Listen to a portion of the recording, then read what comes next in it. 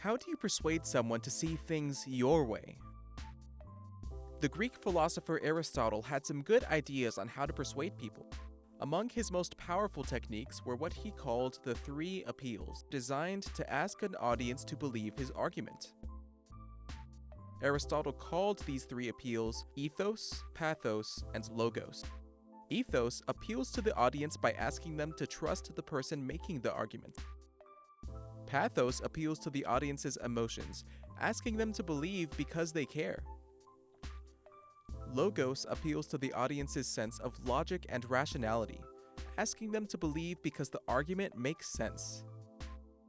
Using the appeals can make your writing or speaking more persuasive, and if you can spot them when they're being used or misused by others, you can also protect yourself against manipulation. Let's examine the three appeals more closely. First up, ethos. One way to win over a skeptical audience is to convince them that you're trustworthy, knowledgeable, and well-meaning. You can build ethos by referencing relevant experience, by explaining your credentials, or even by using good sources to show that you know your subject. When presenting, dressing and speaking professionally will boost your audience's confidence in you. When writing, making sure your documents have a professional tone and are error-free can also enhance your ethos. Next, we'll address pathos, the appeal to emotion. Many popular movies, books, and songs appeal to emotion. These appeals often engage positive emotions like joy or hope, but other times... No, please. Pathos can engage negative emotions as well.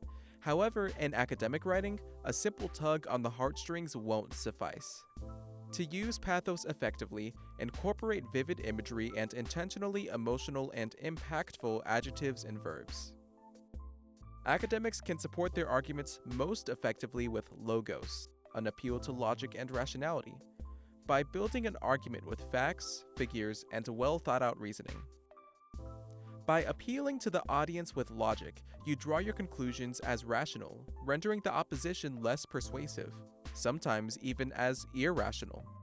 Not all conclusions are easy to prove though, and the responsibility falls on you to make the case and convince the audience. While many arguments rely on one or two of these methods, some of the most effective use a combination of all three. The most important aspect of persuasive writing is to create a credible line of thought for your message that audiences will follow. If you do it carefully, they very well might arrive at the same conclusion. For more information on persuasive writing and speaking, visit our website at writingcenter.tamu.edu.